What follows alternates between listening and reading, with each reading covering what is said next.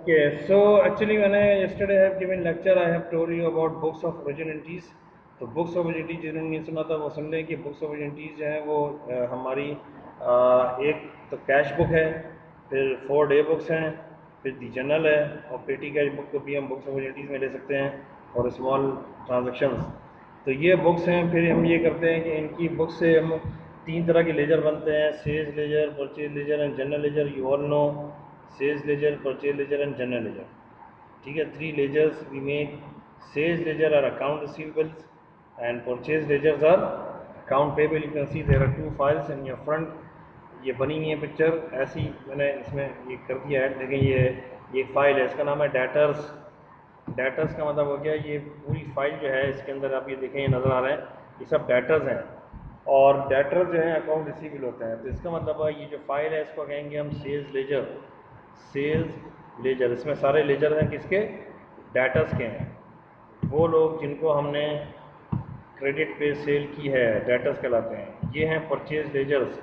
Purchase laser का मतलब है कि आपने इन्वेंट्री बाय की है इन लोगों से ऑन अकाउंट। इन्वेंट्री बॉट की है, you bought inventory from them on account. इन्हें कहते हैं क्रेडिटर्स।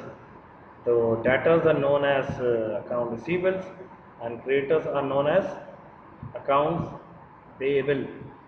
ठीक है ना। फिर बताता हूँ, डेटर्स जो अकाउंट रिसीवेबल कहलाते हैं, क्रेडिटर्स अकाउंट पेबल कहलाते हैं। ये अकाउंटिंग शुरू होती है क्रेडिट सेल्स पे। अगर आप क्रेडिट सेल्स करते हैं, inventory normally you buy on cash, मगर आप जब क्रेडिट पे सेल करते हैं on account, you sell inventory to your customers, then you see के ये इन्वेंट्री जब आप सेल करते हैं तो ये अकाउंट्स क्रिएट हो जाते हैं। मतलब इनमें सेल्स डे बुक बनती है, और फिर जो है सेल्स लेजर बनता है। जब इन्वेंट्री बाय करते हैं तो परचेज डे बुक बनती है और परचेज लेजर बनता है। ठीक है, तो ये लेजर्स हैं, टी अकाउंट होते हैं। एक्चुअली हमारा चैप्टर जो इन लेजर्स पे ही है। और सेल्स लेजर वो होता है कि जो अकाउंट रिसीवेबल को शो कर रहा होता है, और परचेज लेजर वो होता है जो अकाउंट्स पेबल को शो कर रहा होता है। इसका मतलब है कि sales ledger is you can say individual debtors account and purchase ledger is individual creditors account. Sales ledger जो है वो अकाउंट रिसीवेबल होता है, करंट एसेट होता है, बढ़ता है तो डेबिट, कम होता है तो क्रेडिट। परचेज लेजर जो है अकाउंट्स पेबल होता है, the current liability, increase credit, decrease debit. इसका अपोजिट कॉन्सेप्ट होता है। इन दोनों का आपस में कॉन्सेप्ट जो है वो बिल्कुल अपोजिट होता है। ठीक है ना। तो अब होता ये है कि ये इंडिविजुअल अकाउंट्स होते हैं। इंडिविजुअल अकाउंट्स का मतलब ये होता है कि ये जितने डाटास उतने अकाउंट। ठीक है, अगर आपके पास 30 डेटर्स हैं, कस्टमर्स हैं 30 जिनसे आपने क्रेडिट सेल्स की हुई है, तो 30 टी अकाउंट्स मिलेंगे आपको, इसे कहते हैं सेल्स लेजर। इसी तरह से अगर आपके 20 क्रेडिटर्स हैं और 20 टी अकाउंट्स बनाए हुए हैं परचेज लेजर के, तो हम इन्हें परचेज लेजर कहेंगे। यानी अकाउंट्स पेबल होंगे, account receivable and accounts payable होंगे। ओके, तो ये दो अलग अकाउंट्स हो गए। क्लियर हो गई मेरी बात? अच्छा, अब हम ये देखते हैं कि ये इंडिविजुअल अकाउंट जो होते हैं वो एक थोड़ा सा फ्लो भी देख लेते हैं, दोबारा रिवाइज कर लेते हैं हम कि बिजनेस ट्रांजेक्शन्स डिवीजन ऐसे होती है कि कैश ट्रांजेक्शन होती है, क्रेडिट ट्रांजेक्शन होती हैं। कैश ट्रांजेक्शन जो होती हैं, you can see in your front from your book कि कैश ट्रांजेक्शन में पैसा आता है और जाता है। फर्स्ट बुक होती है कैश बुक। मगर जो क्रेडिट ट्रांजेक्शन होती हैं इसमें क्रेडिट सेल होती है, सेल्स डे बुक में जाती है, और सेल्स रिटर्न जो होती है वो रिटर्न डे बुक में जाती है। ये दोनों सेल्स लेजर में जाते हैं, ये दोनों जो हैं वो सेल्स लेजर में जाते हैं। इसी तरह से जो क्रेडिट परचेजेज होती हैं और परचेज रिटर्न होती हैं, ये दोनों जो हैं परचेज लेजर में जाते हैं। ठीक है, ये हम कर चुके हैं, हमारा लेसन क्लास 9 का है ये, वी हैव डन दिस। ठीक है ना, इन लेजर्स में जाते हैं। इसके अलावा जो अदर ट्रांजेक्शन होती है जर्नल में जाती है, और journal ledger is the third book we make. अभी जर्नल लेजर की बात नहीं कर रहा मैं, सेल्स लेजर और परचेज लेजर की बात कर रहा हूँ। These are the individual accounts we make. Hope you have understood, you know already, आपको पता है। ठीक है, अब हम करते ये हैं कि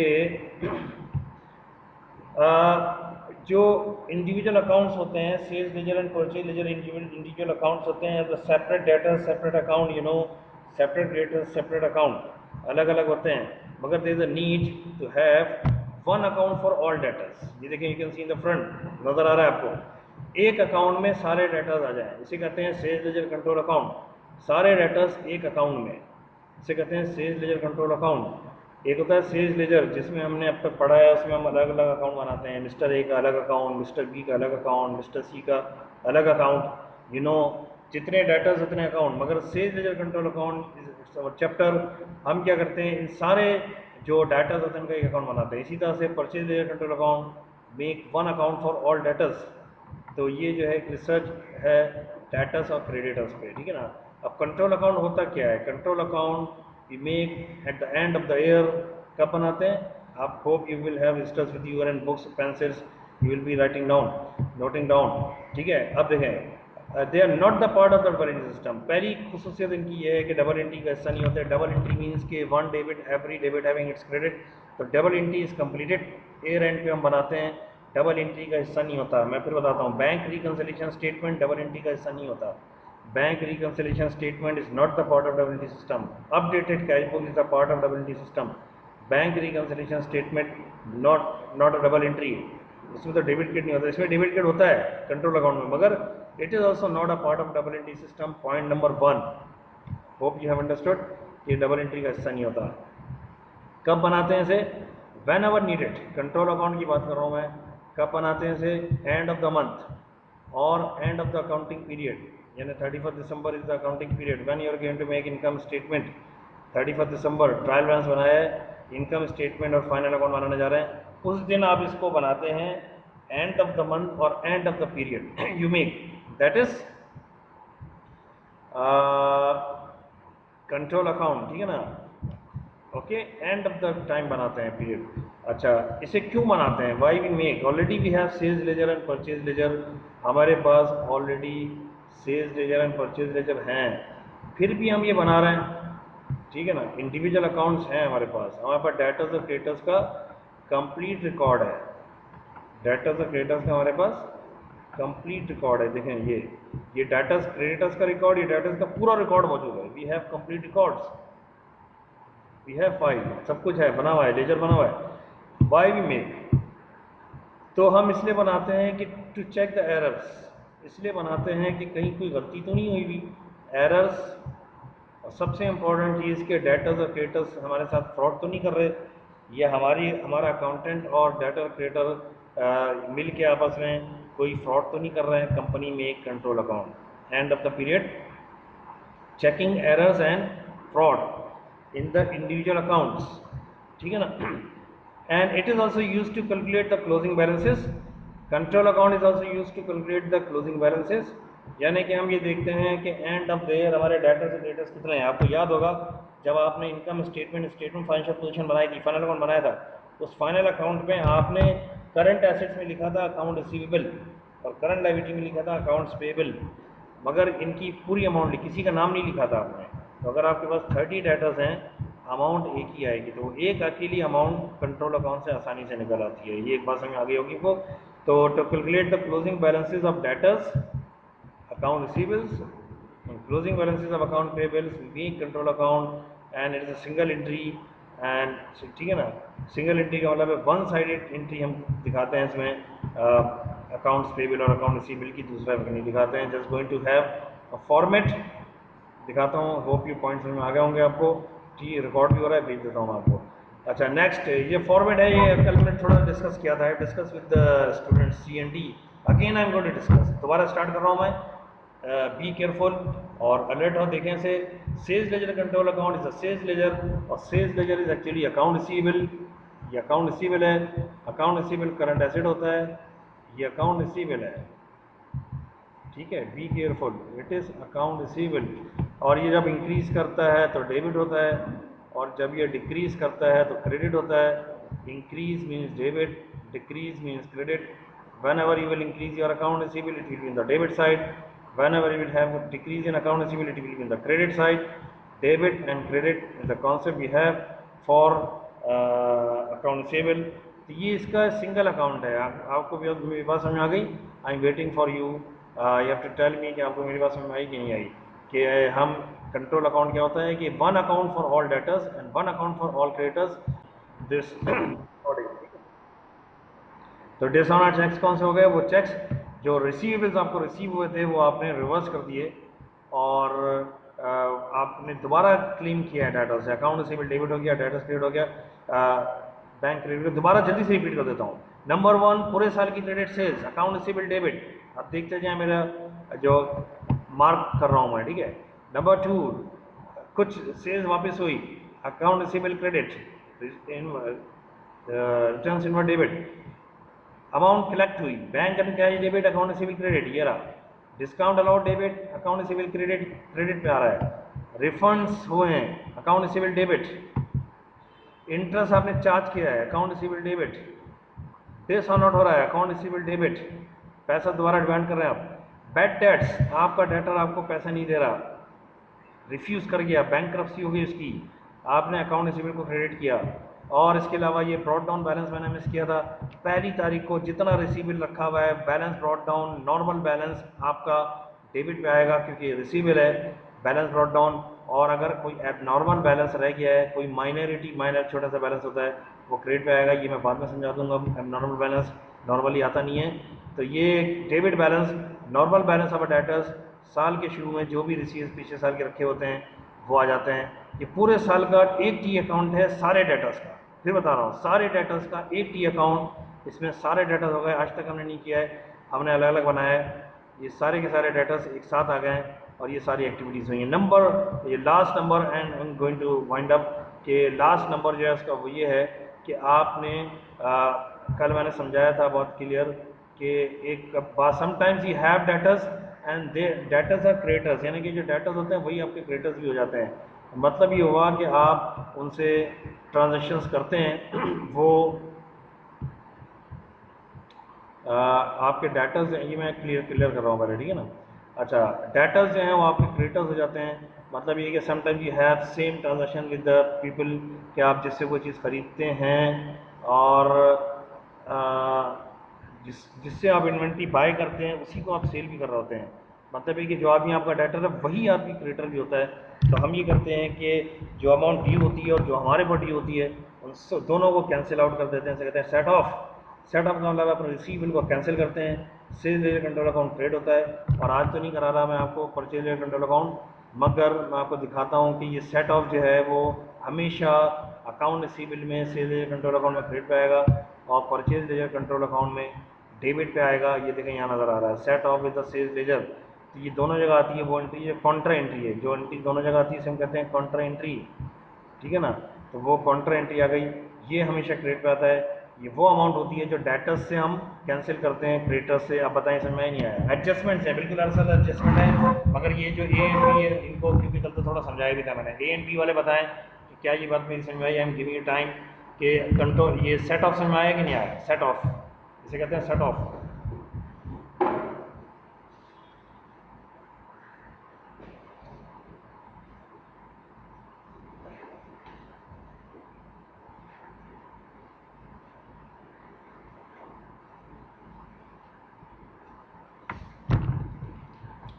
Yes, tell me, is it clear? Set off clear है?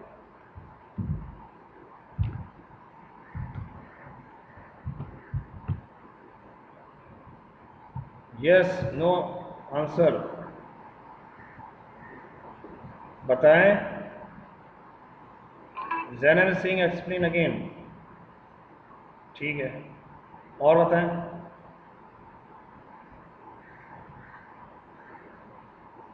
सभी ठीक है। अच्छा, मैं ये बता रहा हूँ, ये इस पे वाइंड अप कर देते हैं क्लास, ठीक है ना, क्योंकि ये अभी मैं बता रहा हूँ फिर हम इसको, क्योंकि टाइम हमारे पास अब शायद नहीं है। You will have next class, 3-4 minute हैं। Okay, I am just going to tell you first. देखिए, होता ये है कि sometimes you sales goes on credit to person who is your debtor. आप अपने डेटर को जो है वो इन्वेंट्री सेल करते हैं और ठीक है, कोशिश करता हूँ कि इसे हम यूँ देखें।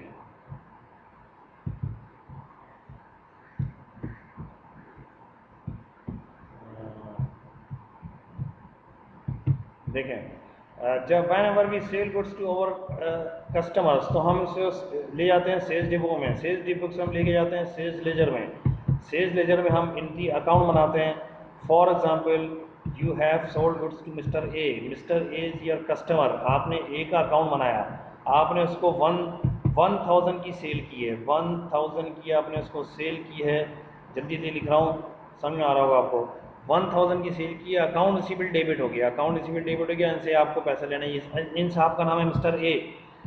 कुछ दिनों के बाद आपने ये अमाउंट रिसीव करनी है, ये अकाउंट रिसीवेबल है आपका 1000, मगर ये गए आफ्टर सम टाइम्स, आपको आप इसी की दुकान पे गए, मिस्टर ए की दुकान पे विज़िट किया आपने, और विज़िट करके आपने इन्हीं से इन्वेंट्री बाय कर ली, तो इसका मतलब है कि आपका जो डेटर है ये इसकी अपनी अपना बिजनेस भी है, तो आपको कोई चीज़ चाहिए थी वो आपने इनकी दुकान में अवेलेबल थी, तो आपने इनसे ही बाय कर ली, तो आपने मिस्टर ए का अकाउंट यहाँ भी बना लिया, क्योंकि नाउ यू आर बाइंग, जब आप खरीद रहे हैं तो अकाउंट पेबल का अकाउंट बनेगा, इसी मिस्टर ए का एक और अकाउंट बनेगा, and you have bought goods from mister A, sold goods to mister A and bought goods from mister A, और अमाउंट है 1500, सपोज कि आपने इनको जो इनसे जो इन्वेंट्री बाय की है वो 1500 है, अकाउंट पेबल क्रेडिट हो गया, ठीक है, अकाउंट पेबल 1500 से क्रेडिट हो गया, ज़रा ख़राब लिख रहा हूँ मैं, तो 1000 आपको लेना है इनसे और 1500 आपको इनको देना है, जस्ट वाइंड अप कर रहा हूँ। तो अब आप ये बताएं कि आप एक ही आदमी से आपको पैसा लेना भी इसी को देना भी है,